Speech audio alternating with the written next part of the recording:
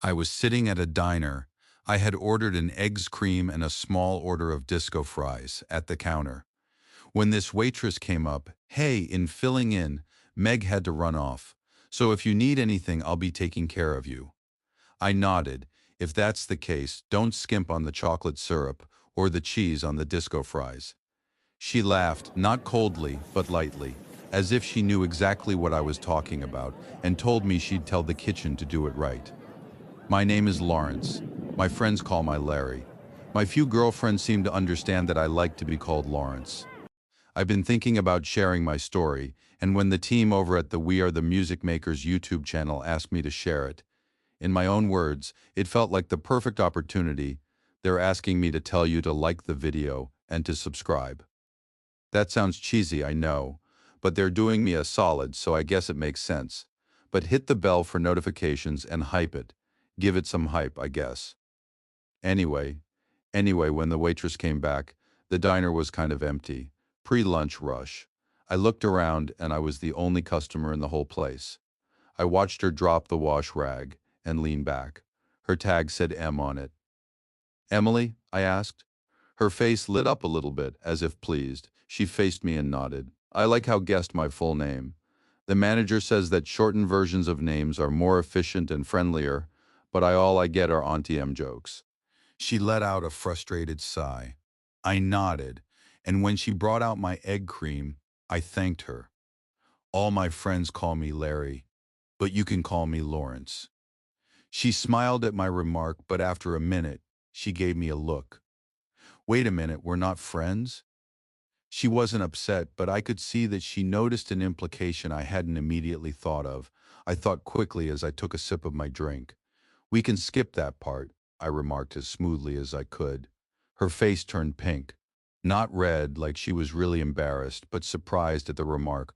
"Oh really, fly boy? Skip the friends part? I'll have to think about that." There was a smile on her face. A few minutes later, my disco fries came out. Plenty of mozzarella, like I liked. As I sunk a fork into the snack and took my first bite, she walked back over. "You have a girlfriend then?" I shook my head as I chewed. "You got a boyfriend?" She heard my words and her eyes turned downward. "Not for a while. I had one. I didn't treat him real well. I kind of took him for granted. He even proposed twice. I turned down him both times. He didn't take the second rejection well. He checked out after that. Things fell apart fast. I sat there eating my disco fries as she talked. Sounds like you've put some thought into the whole thing, realized you made some mistakes." She nodded. He loved me, but after the second time I could see the emotion drain from his eyes. It was the worst feeling of my life. I listened, really listened. That sounded like a potential problem. She didn't want to commit. She wanted to keep the tenor of the relationship in her hands, rather than share. But she seemed so heartbroken over the whole thing. Maybe she had learned her lesson. Maybe she had matured and was ready for something committed. "I think I'm going to keep coming here. Couple times a week. The company sure seems nice." A bright smile crossed her face. "That would be nice, Lawrence." I made a point to visit more often just to see her, sitting at the counter. She told me stories about her crazy customers. I'd talk about my job as a bank loan manager. She seemed so interested. After a couple weeks, I asked her to go out to a new Texas roadhouse. Her eyes lit up. She slid an egg cream in front of me. She asked if she should dress up. I told her not to go crazy. Be pretty, but be herself. I could see that part of her wanted to glam up, but a moment she said, "It's just Texas Roadhouse, right? People are going to be normal, have fun, not take things too seriously." I nodded. She asked if I might pick her up, and I agreed. We chose a day, and every time I came in, she would talk about the Texas Roadhouse specials and the lighter meals. I think she was trying to impress me.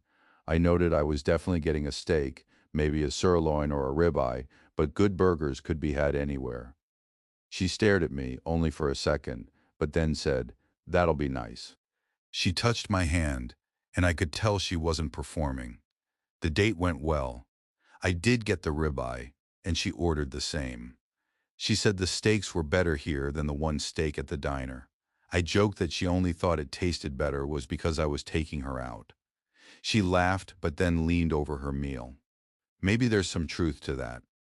After we were done, she asked to talk, so I drove to a nearby lake and we found a bench to sit on. She looked out over the water. His name was Derrick, she admitted. I kept looking for excuses not to accept him. He had a good job. She hesitated.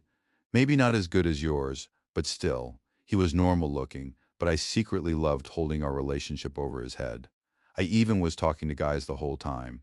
Just talking, but they all still felt like options when Derrick only wanted me. The was silent for a while. The first time he proposed, it was on the beach, somewhere we'd visited over and over again. He thought it was our place. I guess I thought it was pedestrian. It was so boring when so many of my friends had these productions. Restaurants, city overlooks, rooftop lounges. I told him that I wanted to be married eventually, but not be engaged. I thought I deserved something better too. Not just the beach. She sighed. A year later, he arranged for a bunch of friends and family to gather at this Riverview lounge. Everyone was a little dressier, and I had a crafted cocktail in my hand. He clinked his glass, and I realized what was happening. When he proposed again with an even better ring, I pulled my hand back, told him I wasn't ready, and sat down. She looked down at her hands. Derrick got up, walked out of the restaurant, and I later found out that he drove home. I had to ask a friend for a ride back. When I did, he was putting his stuff in bags and loading up his electronics, his PlayStation, his iPad, and his laptop. I tried to stop him, saying I wanted him, but I wasn't ready to commit like that. He just stared at me. "It's been 4 years, Emily. That should be long enough to know," was all he said. I thought for a long time, struggling for words, but she continued. He found a new girlfriend, and I later found out that he proposed to her after only 8 months. The proposal was caught on a friend's phone, and she didn't even hesitate before practically yelling, "Yes, yes," at the top of her lungs. I couldn't commit after 4 years, but he landed her after less than a year. Finally, after a minute, I found words. "Any regrets?" It was the question I had to have a solid, real answer. She thought for a long time. Her face went back and forth. I never once took him seriously. I let him buy me nice things, cover my expenses, make me the center of his world, but I never made him the center of mine. There was always something else I could focus on, she sighed. I wish I had had the courage after 6 months to say, "I'm never going to love you. Let's not waste our time." Or maybe knuckled down and saw the value he really had. Appreciated him, because sometimes I close my eyes and imagine myself with his last name, maybe carrying his child right now, and waking up to his kisses and coffee that he used to bring to me every morning. She closed her eyes. Either of those would have been better because I wouldn't have wasted his life and mine. I could have loved him. I know I could have, but I never focused on being the woman that he saw when he looked at me. She turned to me. Regrets? Yeah, it's all regrets. I thought for a long time. I could feel her eyes bearing down on me. Sometimes we have to see the mistakes we've made and try to not let them overwhelm us. I'd like to think that maybe we can have something, but I'll need you to choose the path I'm going, and I'll need you to be happy by going down that path with me. I felt her hand on mine. I understand, Lawrence. I won't make the same mistakes again. I get it now. I took her hand. That's all I needed to know. Over the next few months, life was good. I'd visit Emily at the diner. She'd wait for me at the bank until it closed. Things felt good. People saw us together. I invited her to my friend groups. Women would compliment her. "You're so lucky to have him. You two make such a great couple." After 3 months, we were sitting together in my car, drinking milkshakes, laughing like everything was perfect. This idea popped into my head. It felt right. It felt natural. "I think it's time that we make things official, don't you?" She was sipping her milkshake when she looked up at me. When I thought it would be a quick and seamless agreement, turned into a lot of talking. It had only been 3 months. She was still working her waitressing job. She wasn't sure what she wanted. She didn't even know if she wanted to be in a relationship at all. After the last sentence, she put her hand to her mouth as if she could keep it from being said. I stared at her. "Do you really mean all that?" I asked. Incredulously, she remained silent. I was giving her a chance to back it all out, to take it back, to not mean it, but she just nodded. I think she realized the implications. I pulled out from the spot right in front of the lake and drove her back to her apartment. If you don't know what you want, I guess the only thing to do is to go back to being friends at the diner, right? She gazed at me sadly. One or twice she opened her mouth to say something. I would have begged her to take it all back. I would have driven right back to the lake and we could have gone on, just like nothing had happened. But she just said, okay, got out of the car and went into her apartment building. That was a Monday. My old schedule was that I would see her on Mondays and Thursdays. Sitting at the counter shooting the breeze, so that was the plan. No calls, no texts, no communication. Then Wednesday I got a chirp on my phone. It was Emily. The text felt rushed, almost pained. Lawrence, can I call you right now? I know things didn't go the way you wanted to on Monday, but I've been hating myself almost every minute since you dropped me off. By the time I had finished reading the first text, a second came through. Please. There was an emoji with eyes filling up with tears next to it. I spent 10 minutes thinking about what was about to happen. I had to gauge whether this was real on her part, or just desperation. I didn't know, so cutting her off would be unfair, but I had to keep watch. I had to see if she was moving towards me, if she was walking down my path and loving it, or if the moment things got comfortable, she'd backslide again. If I knew what the answer would be, I would have decided, but no man can know those things. So eventually I just texted back. Okay, Emily, give me a call. Less than a minute passed when the call came through. I had heard a classical piece called Spring by some Italian composer, maybe Verdi, I don't know. But until 2 days ago, that's how she made me feel. I answered the phone. The immense emotion in her voice was apparent from her first words. Lawrence, I need to know if I can still say yes to your question from 2 days ago. I spent the last 2 days tearing myself apart. I thought I could at least wait until you came to the diner, assuming you were going to come back on Thursdays like you used it. But I didn't know, and that was tearing me apart. If you stopped coming, then I'd have lost my chance forever. I heard her sniffling. Maybe she had been crying, she went on. I spent all of Tuesday battling inside of myself. But something you said on that first date that we had together, sometimes we can't let past mistakes overwhelm us. I was letting all that pain of losing out with Derrick bend my mind out of shape. I see that now. I promise you that I'll do everything I can to make you the happiest man in the world. I can't live with myself without at least telling you that I'll down that path with you, if you'll let me. She was saying all the right things. If she had written a script in order to convince me, it would be perfect. She remembered all the little details and applied it to the relationship that I wanted. There was doubt, but it was just a relationship. I could watch her. I could see if she was doubting, or manipulating me, or anything else that wasn't true. I knew I could love her. I wasn't worried about that. But I needed to see if she would put her love and trust in me, and even now I wasn't sure. But the only thing to sow was to hear her, accept her, and watch. Okay, Emily, if you're sure we can do this. Really, you really mean it? She asked.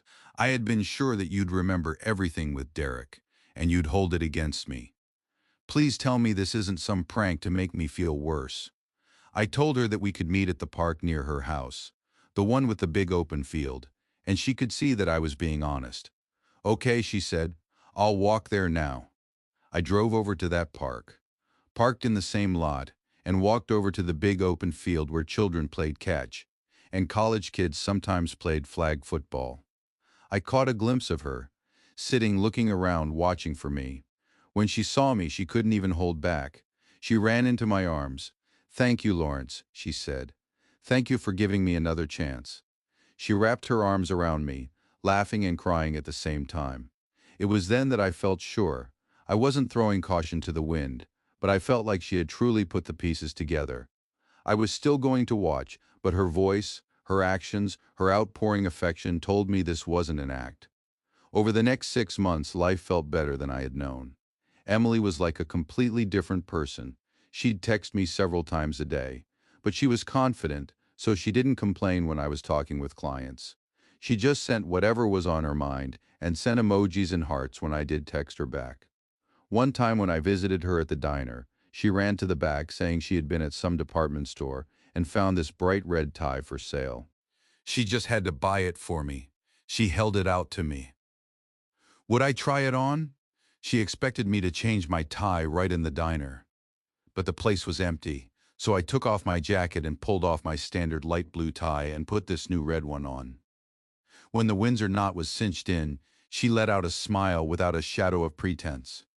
"It looks so good on you, Lawrence. The red brings out the color in your cheeks," she said. She looked around saying she wished she could kiss me right now. I pulled her hand, kissed it, and said, "That will have to do until you're off this afternoon." The relationship went on like that for 6 months. She was always over the moon for me. I could do no wrong, and after about a month I let my guard down. I believed her. Why shouldn't I? She always and only gave me nothing but her complete confidence. One day when we were sharing a pizza, she threw out a question that surprised me. "Where do you see us in the future?" I looked over at her. "That's a delicate question, Emily. Are you sure you want the answer?" She nodded. "How about you tell me that you've made your final decision and that you don't want anyone else in life? If there are words that you're afraid will somehow jinx the relationship, you say that, and I'll be happy with what doesn't have to be said." I was impressed. It was as if she was able to read my mind. She knew the doubts that she had in the past. She knew that she had broken things and that her reputation preceded her. It was the kind of thing that made a man love her all the more. She was letting me not say the things that I was afraid might set her off. So I told her just that. I saw a future, and soon we'd talk about the future I'd gift the both of us, together. She leaned against me, looking happier than she ever had in her life. It was 3 weeks later that blew everything up. I had taken her words, her affection, her positivity as a sign of complete satisfaction, sureness. It was time to make things real. One night we were walking in the downtown area, and we came upon a jewelry store. I paused, glancing at jewelry. "What are you looking at, Lawrence?" She glanced over my shoulder, and when she saw my eyes resting on the diamond rings, she pulled me away from the display. The walk back to my car was quiet. When we climbed in, I looked at her. Was it something I said? I knew it wasn't. I hadn't said anything, but I wanted her to open up without accusations. She waited to speak. "Lawrence, I don't know how to say this, but I don't think I'm ready for what you want. I think I'd rather have the chance to meet other men. Over the past few weeks, there have been others. Men have been interested in me. I feel like I should see how that plays out before I let myself get locked down." I sat there in the driver's seat of the car for a long time. Finally, I started the car, looked over at her and said, "Okay, Em, maybe it's better that this has come out now, instead of when I might have gotten down on one knee." "Em?" she asked. I had never called her that before. She opened her mouth, but I frowned. She shut it again. I drove her back to her apartment again. She opened the door, looked back at me, saw my stone face, and climbed out. I watched her go into the building, then drove off. The moment I got home, the first thing I did was to block her number. Then I blocked her on social media, unfriended, unfollowed, everything. She was just a waitress, an attractive waitress. 2 days later was Monday. My old day to go to the diner. I didn't stop. Why would I? She saw me when I came in, and her eyes widened. Maybe there was a glimmer of hope, but I dropped into a booth. She had to grab a pad and walk over. "Hello, Lawrence." I looked up, blank-faced, casual. She was just a waitress. "Oh, hello, Em. Coke Zero and the pot roast." I could see the confusion on her face. I had never ordered those before. Being called by the name on her name tag bewildered her, but this was the only contact I allowed her. I cut her off in every way except for this. I wanted her to see that if there was any way back, it had to be in a way that respected my feelings. She wrote down the order. "What's the name on the order?" "Larry," I said flatly. She looked up at me. "Fries or salad?" "Fries," I said. She stared at me, but only for a few seconds. Then she picked up the menu I had ignored. "I'll be out with your Coke Zero," she said, knowing there wasn't anything else. For 2 weeks we went that way. Just an order, never my favorite, just food. But then one day she broke the silence after taking my order. "You know, I went on a date a couple days ago. One of the breakfast guys took me out to eat at some restaurant near Stony Brook, and then we walked along the water." I smiled at her, casually. "That's so nice. I'm glad you're able to get to know the men that you told me about it. Did you enjoy it?" She shook her head. Her lips were pressed together. I think she was trying to see how far she'd react. I hated it. Every moment of it, she said quietly. When he dropped me off, I thanked him, but that I didn't want to see him again. I'm sorry it didn't go well, I said simply. She stared at me, but recovered herself. Yes, well, sometimes those things don't work out. Yes, that's true, I remarked. She needed to see. I was in control of myself. I could have disappeared, never returned, but that seemed needlessly cruel. I wanted to see if there was anything inside of her. I kept up the same act. As time went by, I could feel her wishing she could talk to me more now. Then one day, after I had my chicken and dumplings in front of me, she had her name tag off and walked over to my booth with purpose.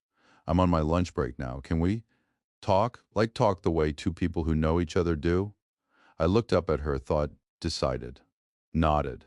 I gestured with my knife towards the seat across from me. I could tell that she was still hurt, but I wasn't here to reminisce. I was her customer, and everything else was suppositional. I went on another date, Lawrence. I looked up as I took a bite. I didn't correct her, but I didn't smile. I just nodded slowly. I didn't hate it this time. Leonard was very nice. He said I was very pretty. But every time I looked at him, it wasn't his face that I saw. It wasn't what I wanted. Do you know what I mean? I took another bite. But I nodded. I could see what she meant. Nothing felt right because Leonard wasn't what she wanted. Just like when I looked at my phone for the last 2 months, hoping for an excited text from her, and there was nothing. I had to remind myself that I had blocked her. She was just the waitress. But I didn't say anything. Lawrence, she started questioningly, is there anything? Has the door been locked shut? I looked down at my food, swallowed. The last time, Em, I let you right back in. You made my life better. But you wrecked it a second time. You took a moment that should have been a silent confirmation and turned it against me, and now I feel like Derrick must have felt all that time. She stared at me. This time, it was a long stare. The words sank in. I could see the pain in her eyes. Then why do you keep coming back, Lawrence? Are you mocking me? I shook my head, letting a little compassion, a little tenderness peek through. If I thought the story was over, I would never have come back. But you've pulled the story all the way back to the beginning. We always had a rapport as a waitress and customer. That's where I can trust you, but that's all right now. I need some sign that you're so serious that you'd rather die than lose me. I don't want you to die, but that's the level of surety I need from you. She looked down. Oh, she said.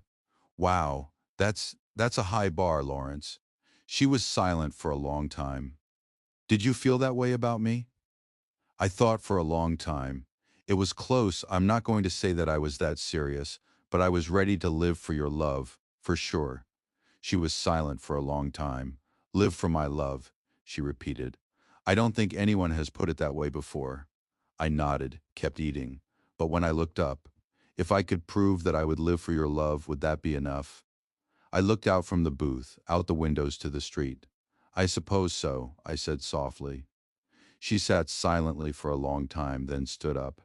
I guess that gives me something to think about. I watched as she went to the back. I kept up the twice-weekly visits. One day she came back around again, this time with a plate and a drink of her own. May I sit with you and eat? I looked up from my fish and chips, nodded, and she sat down with a house salad. Thank you, she whispered. She started eating. I went one more date. I had kind of promised, so I went through with it. I could barely look up when I saw the deep frown on her face. Kevin took me on a walk around the lake. He said he wanted to start slow, said that his last girlfriend had burned him hard and even stolen from him. She sighed and shook her head. That was at least honorable of him, I commented. I could tell that wasn't the answer she wanted to hear. I didn't care. I didn't want him, Lawrence. I didn't want him to treat me like a lady. I didn't want to go at all, she complained. She put a fork in her salad and started eating quietly. Have you thought about what I said last time? She looked at me, nodding slowly. After a few minutes, she put her fork down on her plate. You want a woman who has fallen in love with you in such a way That she's throwing all caution to the wind? She has to push all her chips into the middle table and bet it on you? The poker metaphor was apt, and I admitted that to her. That's hard, she said. I looked at her. Are you familiar with traditional wedding vows? She looked at me funny. Of course I do. I could recite them by memory.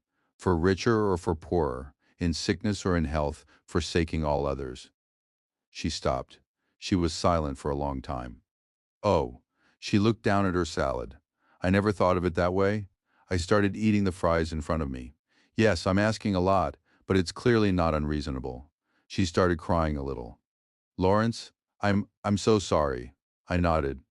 Well, at least you understand now. She nodded, and that was the end of the conversation. Another week passed, quiet conversation, a little more understanding. I came in, and once again she sat in front of me with food. I received something, Lawrence. I've been carrying around, and I want your input. It was an interesting turn of events. She had rarely ever asked me my opinion on something of hers. I nodded as I chewed. Okay. She pulled out a velvet box. It was clearly a ring box. It looked old. This was my grandmother's engagement ring. She and my grandfather were pretty wealthy people for a long time.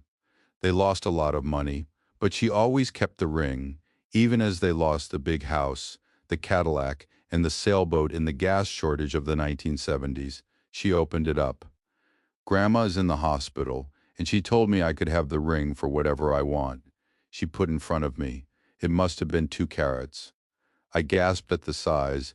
It sparkled under the lights of the booth. Mom thinks it might be worth $25,000, maybe more.